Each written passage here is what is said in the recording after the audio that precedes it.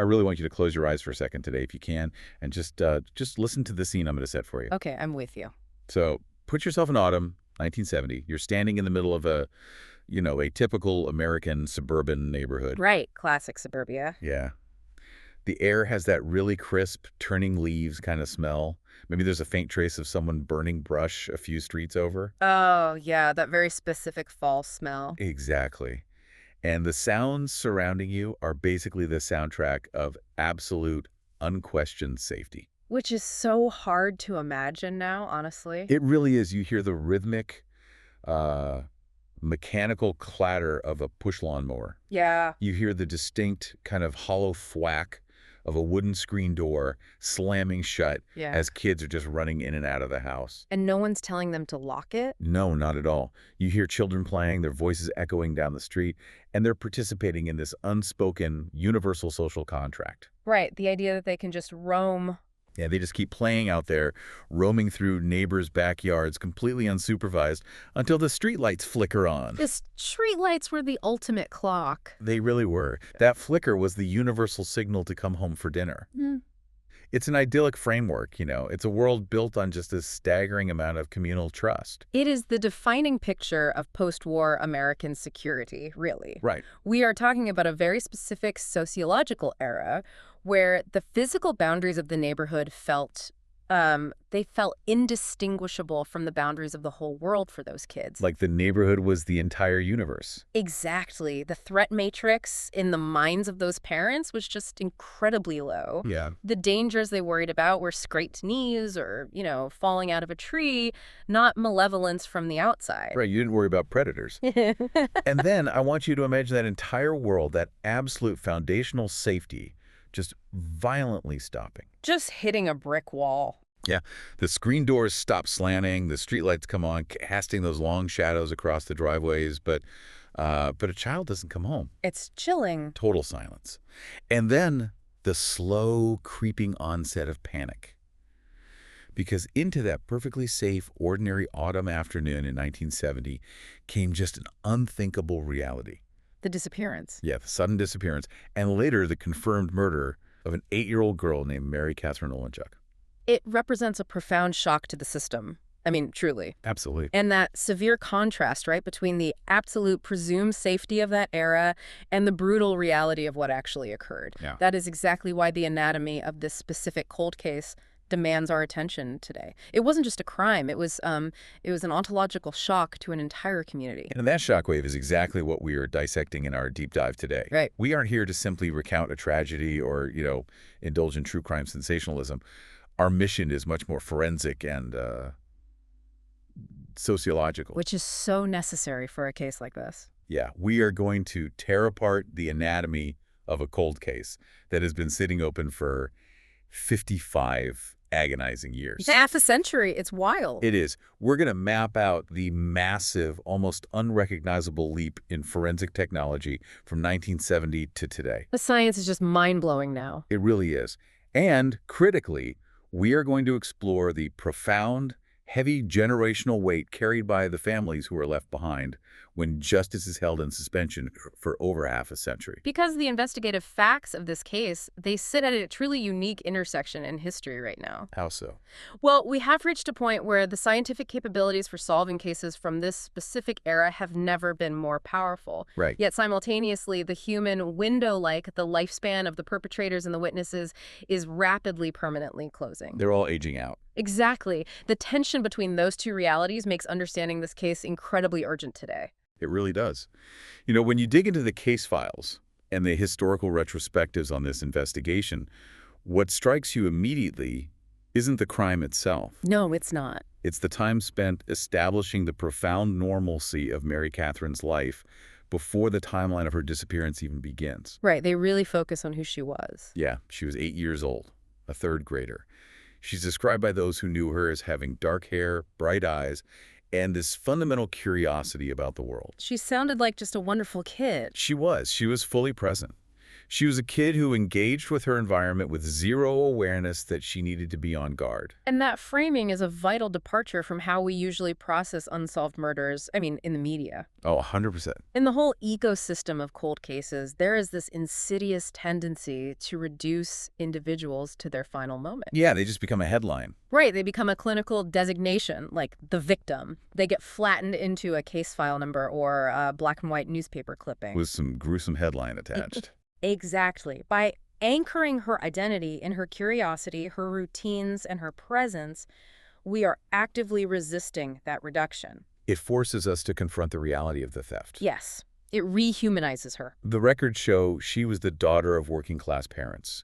These were people who built their lives with immense effort and faith in those post-war decades. They worked hard for that American dream. Yeah, they had a routine. They had a community. And I keep thinking about this dynamic, and the best way I can articulate it is the concept of a snow globe. Oh, that's an interesting way to look at it. Think about it. When you look at the mechanics of a snow globe, it's a completely controlled, self-contained environment. The glass dictates the absolute boundary of your reality. Right, it's a tiny, perfect little world. Yeah. You can look out through the glass and see the wider world, but you genuinely believe the glass itself is unbreakable? That the outside chaos can't get in? Exactly. The chaos of the outside world simply cannot penetrate the barrier. This crime wasn't just a crack in the glass. It was a sledgehammer, shattering the globe entirely. The snow globe analogy works perfectly because it really highlights the fragility of that psychological state. Yeah, it's so fragile. That post-war suburban safety wasn't merely geographic. It wasn't just about having a driveway and, a nice patch of grass. Right. It was a shared psychological infrastructure. The parents in that neighborhood operated on a collective agreement of mutual trust.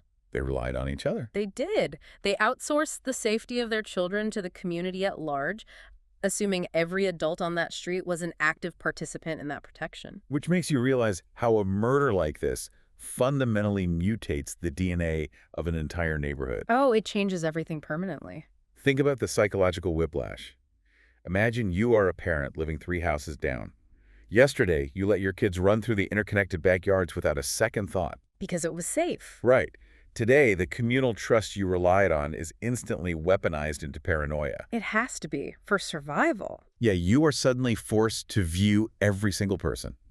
The mail carrier, the teenager delivering the newspaper, the guy you've known for 5 years who's currently mowing his lawn with absolute terrifying suspicion. It fractures the foundational agreement of society. The hypervigilance that sets in is incredibly corrosive. It must have been exhausting. It is.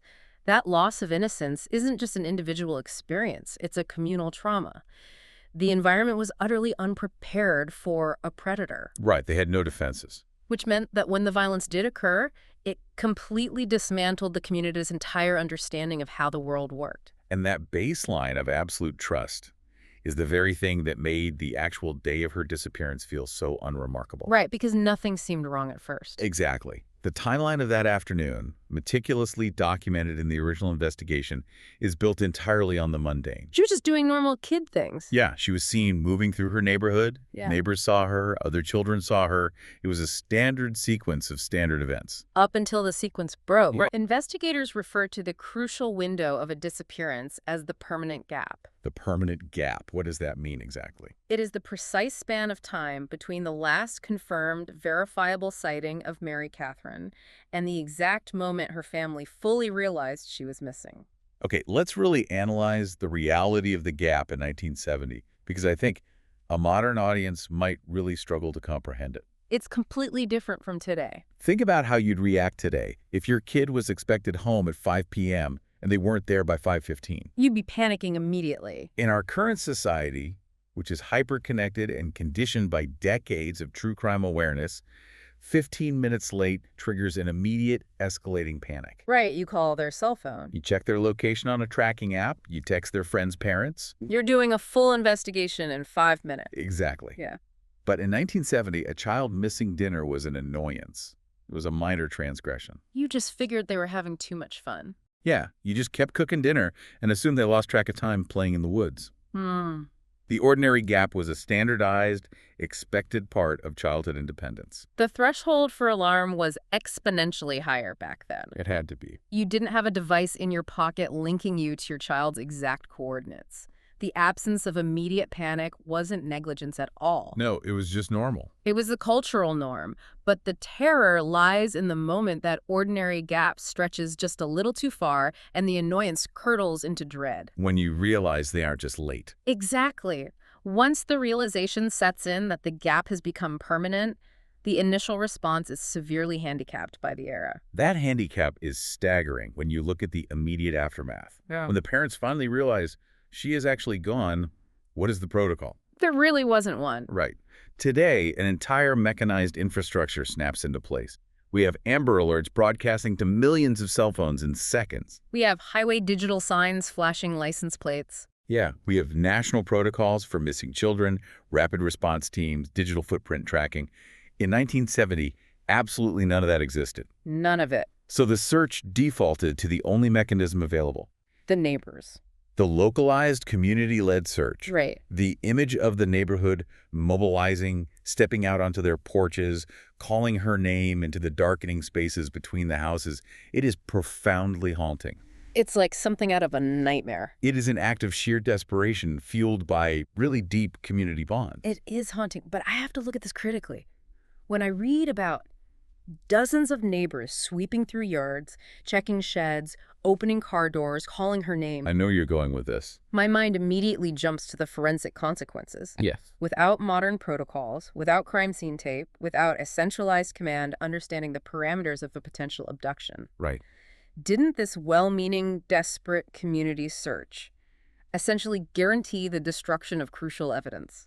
Unfortunately, yes. Were these neighbors, in their panicked rush to save her, basically walking blind through a crime scene and trampling the very clues that could have solved it? That is the agonizing paradox of the initial hours of historical missing persons cases. That's tragic. The harsh, undeniable reality is, yes, they absolutely compromised the scene. It is the tragic, double-edged sword of the 1970s community search. Because they just wanted to help. Right. You have this massive mobilization of human empathy, people who genuinely care and want to help, but they possess zero forensic discipline. None whatsoever. Securing an unconfirmed crime scene in the hours before law enforcement officially takes jurisdiction is critical. But in a neighborhood sweep, people are altering the physical environment. They're stepping on everything. They are kicking up dirt over tire tracks. They are leaving their own fingerprints on gates and door handles. They are cross-contaminating fibers. Yeah. They are doing exactly what you would do to rescue a living child, which is the exact opposite of what you must do to preserve a crime scene. Because in their minds, they aren't looking for evidence of a murder. No, not at all. They're looking for a little girl who fell and hit her head or got locked in a garage by accident. Exactly. But the chilling realization that crystallizes later in the investigation is the proximity of the threat. What do you mean? Well, the geographic profile of the abduction strongly suggested the perpetrator was either someone who knew Mary Catherine personally, Oh, wow. or someone who had a legitimate, unquestioned reason to be in her known world that day. The monster wasn't some mythic figure lurking in the deep woods. The danger was already inside the neighborhood. Exactly. It's entirely possible the perpetrator was literally participating in the search, calling her name alongside the parents. That makes my stomach turn. Just the thought of that. The violation happened within the known boundaries, which makes it infinitely more terrifying. And yet, despite the chaotic nature of the initial community response, the investigation files reveal that when she was eventually found, physical evidence was successfully identified and collected by the responding agencies. And this is the pivot point of the entire story. Finding physical evidence is a massive victory. But it begs a question, what could investigators actually do with biological evidence in 1970? Very, very little. We are talking about an era where the forensic tools we take for granted today would have sounded like pure science fiction to those detectives. To understand the frustration of the original detectives, we really have to contextualize their toolkit. Right, like what do they actually have? The forensic limitations of 1970 were massive and deeply restrictive. DNA analysis as an investigative tool for identification just did not exist. At all. The structure of DNA had been discovered, sure, but the idea of extracting a genetic profile from a stray hair or a drop of saliva to identify a unique individual was decades away. It's wild to realize how blind they were compared to today. Completely blind in that regard. So if they couldn't pull DNA, what was the standard protocol when they found biological material?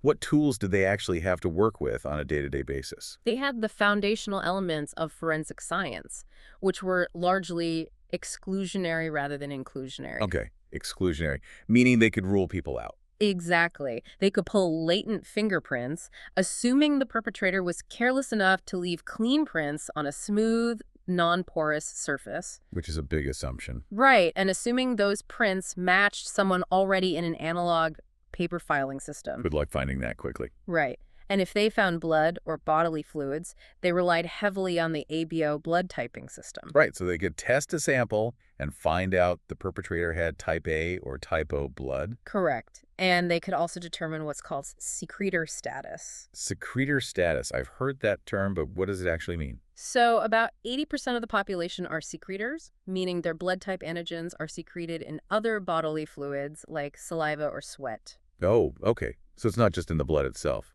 Exactly. So if they found a cigarette butt or a discarded piece of clothing, they might be able to say, the perpetrator has type O blood and is a secretor. But think about the math on that. Type O is the most common blood type. Yeah, nearly half the population. That doesn't point to a specific person. It merely narrows the suspect pool down to millions of individuals. Exactly. It's a tool for eliminating suspects, not identifying them. If a suspect had type A blood, they were cleared. But if they had type O, they were just still on the list. Wow. They also had fiber analysis under rudimentary microscopes, footprint casting, and tire track comparisons. But nothing that provided a biological barcode like we have today. The analogy that keeps running through my head is this. Imagine detectives in 1970 process the crime scene, and they find a locked, high-tech biometric safe. Okay, I like this. They have absolutely no idea what biometrics are. The concept of a fingerprint scanner hasn't even been invented yet. Right. They pull, they pry, but they cannot open the safe. But instead of throwing the safe away out of frustration, they meticulously catalog it and put it in a storage locker. Hoping for a miracle. Yes. They essentially cross their fingers and hope that maybe half a century down the line, someone will invent the technology required to open it. That is exactly what preserving biological evidence in 1970 meant. That analogy captures the profound leap of faith required by those early investigators perfectly. It's really incredible foresight. They were preserving biological material using the protocols of their era, collecting it for blood typing or microscopic hair comparison, entirely unaware that the material they were swabbing contained the complete genetic blueprint of the killer. And the fact that the safe didn't rust shut is astonishing. Truly astonishing. When you read that a case has remained open for 55 years across different agencies, you have to pause and marvel at the sheer bureaucratic miracle that represents. The logistics of it are insane. Think about the gauntlet that evidence has to survive. Over 5 decades, police departments undergo massive reorganizations. Evidence rooms flood. Facilities are relocated. Roofs leak. Fires happen. Right. The original detectives retire, pass away, and new generations of investigators take over. The filing systems transition from carbon paper in metal cabinets to floppy disks to local servers to cloud storage. And the chain of custody has to remain unbroken through all of that. Exactly. The temperature controls have to remain stable so the biological material doesn't degrade into useless dust. It's so delicate. The fact that a case file and physical evidence can survive 55 years without being lost, mislabeled, degraded, or accidentally purged is an incredible feat of institutional memory. It is a statistical anomaly, frankly. Yeah. And the stakes of that preservation are monumental because forensic laboratories today, particularly at the federal level, have recently developed the capability to extract viable, workable DNA profiles from evidence that is 40 to 50 years old. Which is just magic. It feels like it. The absolute fulcrum on which this entire 55-year mystery now rests is the condition of the physical evidence collected at the Mary Catherine Olenchuk crime scene. Because if it survived. Exactly. If it was preserved well enough to undergo modern next-generation sequencing, the case transforms entirely. Because if the DNA is viable, the safe finally clicks open. Yes. But the tragedy of the timeline is what happens while that evidence is sitting on a shelf waiting for science to catch up. For 55 years, the family isn't just waiting. No, they're agonizing. They're trapped in a state of suspended animation.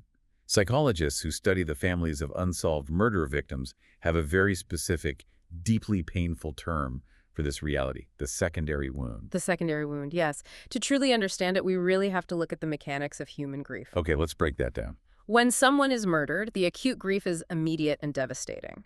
But in a standard timeline, the justice system provides a scaffolding for that grief. Like a process to follow. Right. There is an investigation, an arrest, a trial, a verdict, and a sentencing.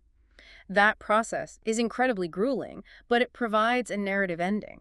It gives it a shape. It gives a definitive shape to the tragedy, which allows the psychological processing of grief to transition from a state of acute, chaotic crisis into a state of structured resolution. The brain needs a conclusion to the story, even if the ending is horrific. Exactly. The human mind struggles immensely with ambiguous loss. When a case goes cold for 55 years, the acute grief is denied an ending. So it just festers. It metastasizes into a chronic condition. The secondary wound is the grinding daily friction of living with unanswered questions. I can't even imagine. It is the knowledge that the perpetrator is unknown and unpunished. It is the deeply isolating sensation that the rest of society has moved forward while the family remains psychologically frozen in the exact moment of the disappearance. People rely so heavily on the cliché that time heals all wounds. It's supposed to be this comforting platitude. But it's often not true. Not at all. Yeah. Looking at the reality of a 55-year cold case, I completely reject that premise. Doesn't the sheer passage of time actually compound the trauma? Oh, without a doubt. The urgency, the media attention, the community mobilization, all of that faded decades ago. Yeah. For the neighborhood, it became a tragic piece of local lore. But for the Olenchuk family, the calendar stopped in 1970. It's 1970 every single day for them. And the psychological torment of knowing the killer might have lived a full, unburdened life is staggering. The person who did this might have had a career, celebrated holidays, raised a family, attended neighborhood barbecues 3 towns over. I gotta live. Is that the ultimate salt in the wound, the disparity between the victim's stolen life and the killer's mundane existence? It is a profound psychological violation. Time, in the context of an unsolved murder, does not heal. It corrodes. It corrodes. That's a powerful word for it. Every single year that passes is another year the perpetrator actively got away with it. It's another year they lived the life they violently denied to an 8-year-old girl. So unfair. Families in these situations often describe the exhaustion of maintaining hope. They make their periodic calls to the investigators, checking in, hoping for a breakthrough. And what do they hear? For over half a century, the response is a polite but devastating echo. The case remains open, but there are no new charges. It's agonizing. And it clarifies a crucial distinction about what these families actually need. They do not need our sympathy. Sympathy doesn't do anything for them. Right. Sympathy is passive. Sympathy is a card in the mail. What they require, fundamentally, is actionable information. Sympathy doesn't close a case file. Information does. Exactly. And the reason this specific era is so critical right now is that we have finally developed a scientific mechanism to extract profound amounts of information from the past. Information that the original detectives couldn't have even conceptualized. Exactly. Which brings us to the most staggering, almost magical element of modern investigations, the science of investigative genetic genealogy, or IgG. The forensic community widely views this as the single most transformative development in cold case resolution of the last century, right?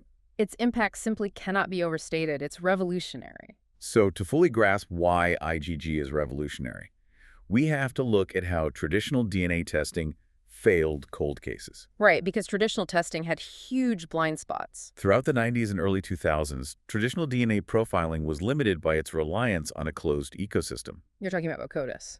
Right.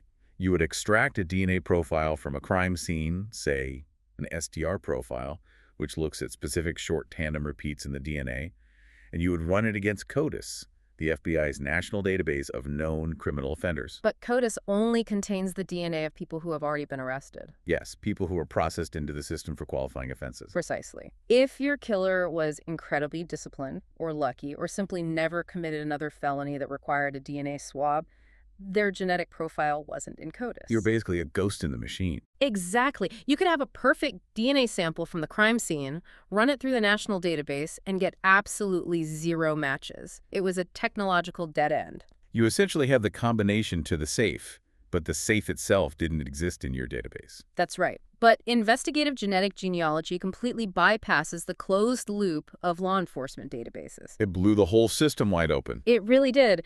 Brought into the global spotlight with the 2018 identification of the Golden State Killer, IGG operates on a fundamentally different premise. Right. It doesn't look for the killer.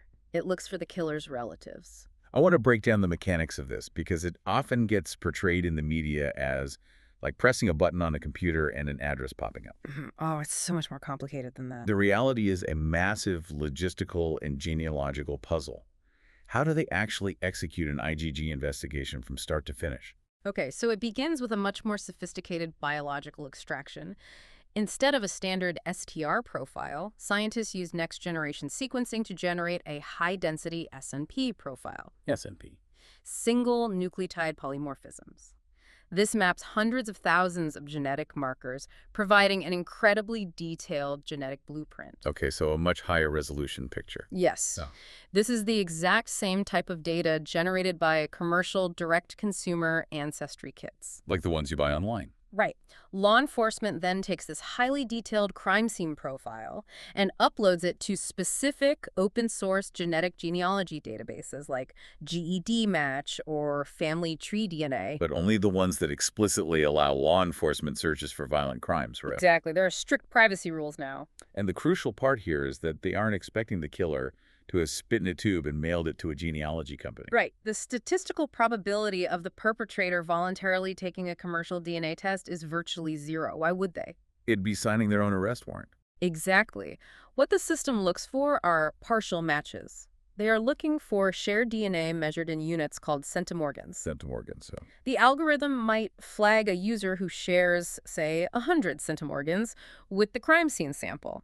That indicates the user is perhaps a third cousin or a half-second cousin of the unknown killer. Meaning they share a set of great-great-grandparents. Yes, exactly. So you find a third cousin who took a DNA test just to figure out where their family immigrated from in the 1800s.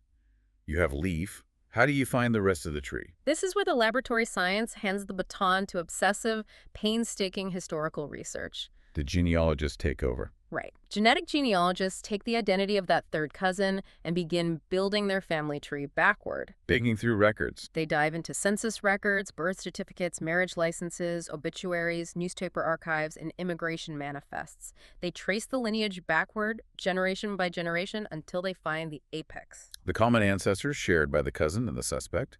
You find the root of the tree. Yes. And once they establish that ancestral couple, they reverse the entire process. They hurdles it forward. They build the tree forward, tracing every single descendant of those great-great-grandparents down to the present day. It is an immense, sprawling web of hundreds, sometimes thousands of people. That sounds exhausting. It is. Once the tree is built, the elimination phase begins. The genealogists use demographic filters. The crime scene DNA belongs to a male. Eliminate half the tree. Makes sense. The crime occurred in a specific suburb on the East Coast in 1970. Eliminate the branches of the family that were firmly rooted in California or Europe during that decade. Narrowing it down. Was the perpetrator estimated to be between 20 and 40 years old? Eliminate the descendants who were infants or octogenarians at the time. Okay, I see how this works. Through this rigorous process of deduction, they prune the massive family tree until they are left with one or two individuals who perfectly align with the genetic profile, the geographical timeline, and the demographic data. And that person becomes the prime suspect. Exactly. And law enforcement will then discreetly collect a fresh, direct DNA sample, like a discarded coffee cup, to confirm the match traditionally. It's an absolutely brilliant synthesis of biology and history. It really is. But we have to be realistic here. The narrative around IGG makes it sound infallible, but there are massive bottlenecks. It is not instantaneous, and it is far from guaranteed. It fails all the time, unfortunately. I want to push back on the idea that this is a magic wand. Where does this process actually break down? In several places. Is the primary hurdle the physical degradation of 55-year-old biological evidence? Or is it the sheer maddening complexity of trying to build a family tree from a third cousin who might not even know who their biological parents are? Honestly, it is a gauntlet of both biological and genealogical hurdles. Let's start with the biology. On the biological front, DNA is an organic molecule. It degrades over time. Environmental factors like humidity, extreme heat, or bacterial growth in an evidence locker will cause the DNA strands to fragment. So it just breaks apart. Right. To perform IgG, you need a substantial amount of viable DNA to sequence that dense S&P profile. Now, modern extraction techniques, specifically those pioneered by laboratories like Parabon Nanolabs, are miraculous. What can they do? They can extract workable DNA from rootless hair shafts or highly degraded microscopic amounts of material, but physics still dictates a hard threshold. If the DNA is too heavily fragmented, you cannot build the profile.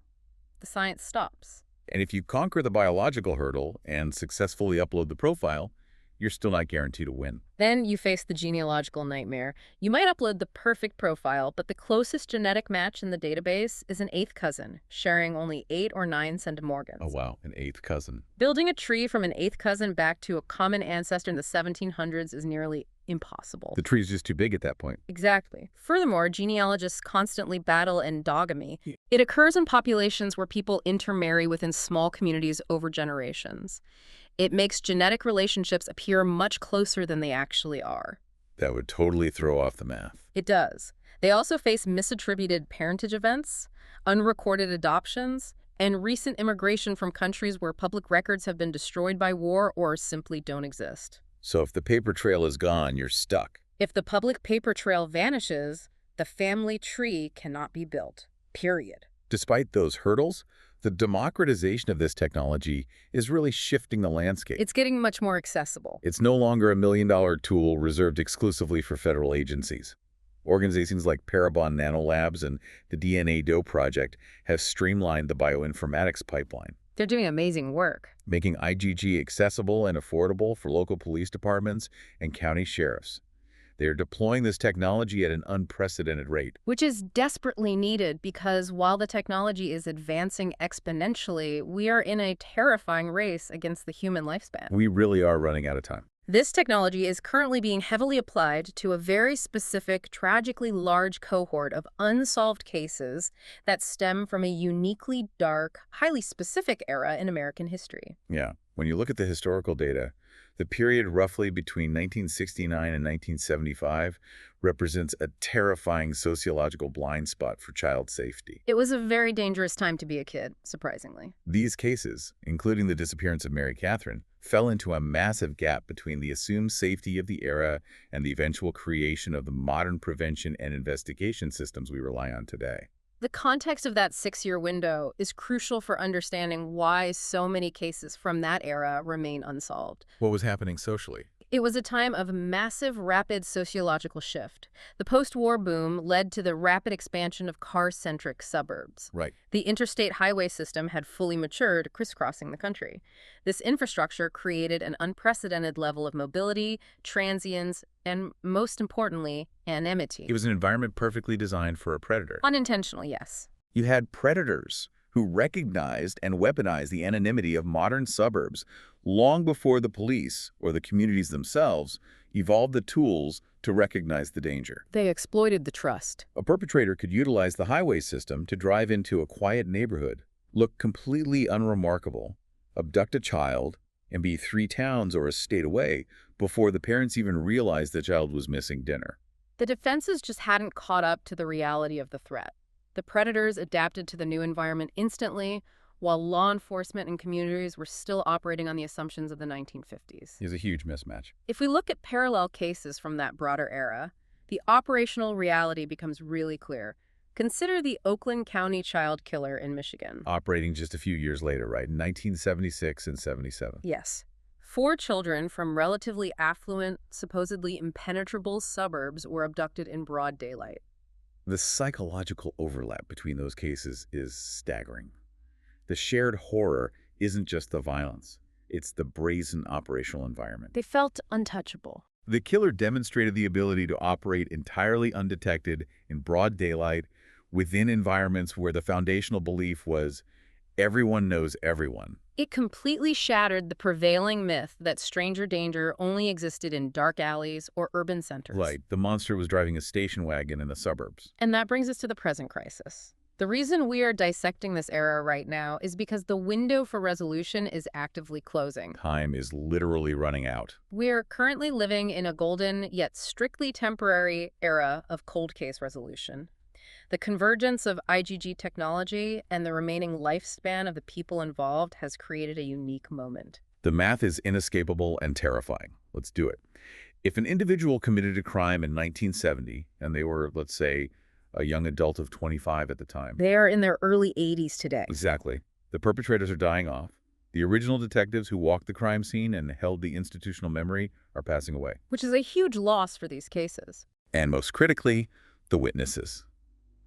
The teenager who might have seen a strange car idling, the neighbor who thought a conversation looked suspicious, they are aging into their 70s, 80s, 90s. Within the next decade, the entire generation intimately connected to the sociological reality of the 1970s will largely be gone. It'll just be history. When that human reservoir of memory disappears, the window for non-scientific resolution shuts permanently. Because technology isn't enough on its own.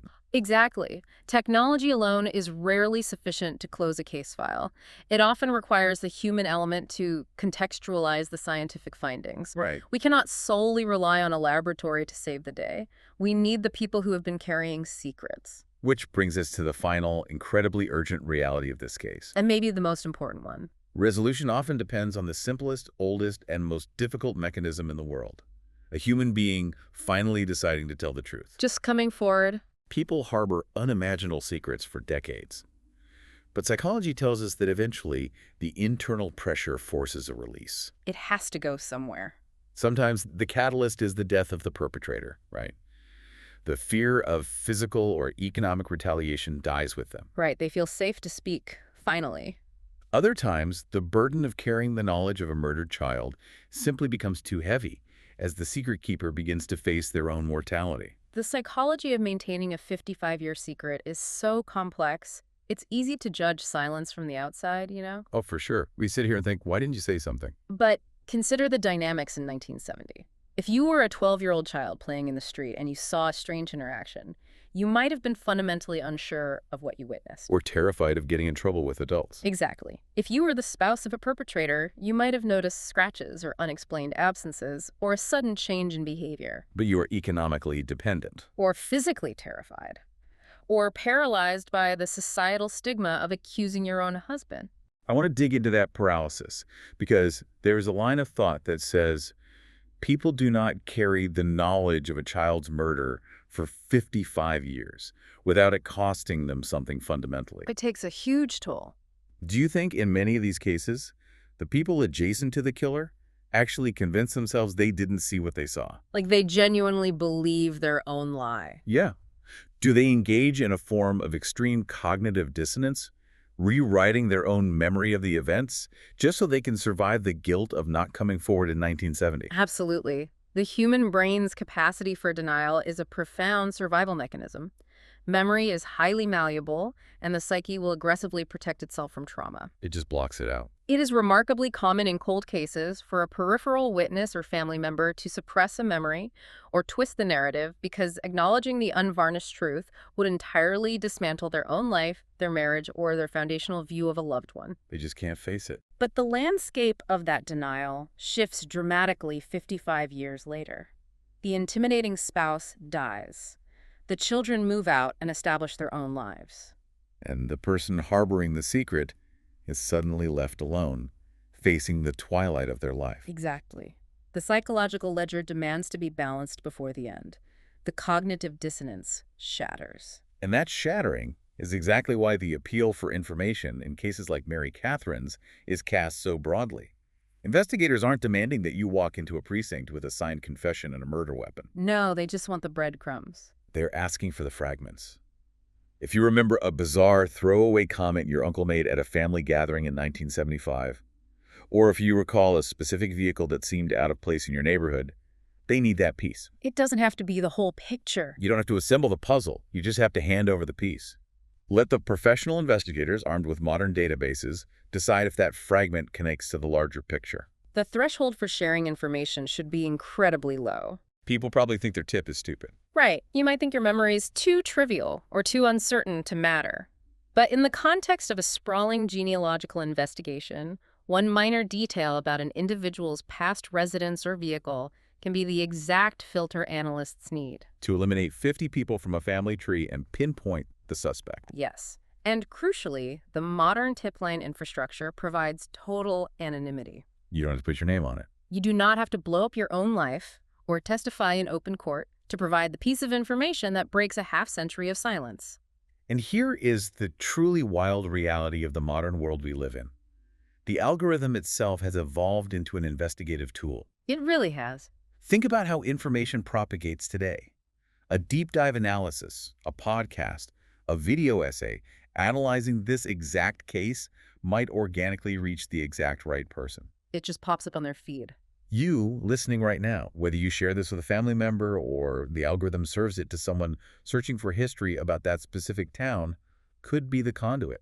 It's amazing to think about. The digital distribution of this history is quite literally a live component of the ongoing investigation. It is the modern, globalized equivalent of the neighbors stepping out onto their porches in 1970 and calling her name into the darkness. Only now, the neighborhood spans the globe. And the spaces between the houses are massive digital networks. We are casting the informational net as wide as technologically possible, hoping it finally intersects with the one specific conscience that needs to hear it. It's an incredible, sobering thought. It really is. So to bring us full circle and recap the extensive journey we've navigated today, we started by grounding ourselves in the beautiful, entirely ordinary, curious life of an 8-year-old girl in 1970. Setting the scene. We mapped the agonizing timeline of her disappearance and the devastating permanent gap. We unpacked the frustrating lock-safe limitations of 1970s forensics and contrasted that with the miraculous, computationally dense potential of modern genetic genealogy. The leap in science is just incredible. It is.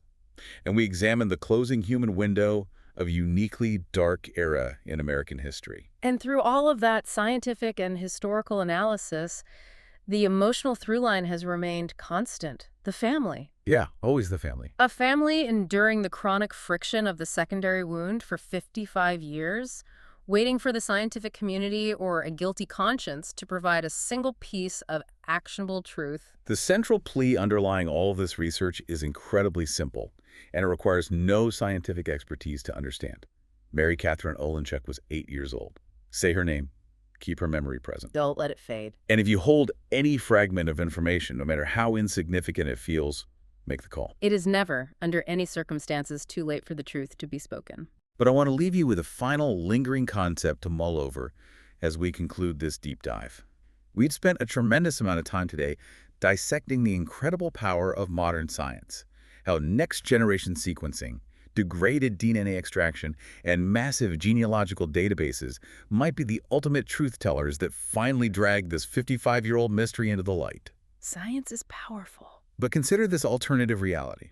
What if the ultimate truth teller isn't a centrifuge in an FBI laboratory or a supercomputer churning through centuries of census records? What if it's simpler than that? What if the mechanism that finally cracks this case wide open is simply the unrelenting, inescapable weight of the human conscience? The psychological ledger finally demanding its balance. Precisely. As that chronological window closes and mortality looms ever closer over everyone who was present in that suburban autumn of 1970, a race is playing out. A race against time. Which one will break first to finally give Mary Catherine the justice she was denied? The relentless march of forensic science or the crushing weight of human guilt? Imagine again that crisp autumn air, the rhythmic sound of the lawnmower, the slam of the screen door, the suffocating silence that followed. Someone out there knows exactly what happened when the streetlights came on. We can only hope that after half a century, the silence is finally broken.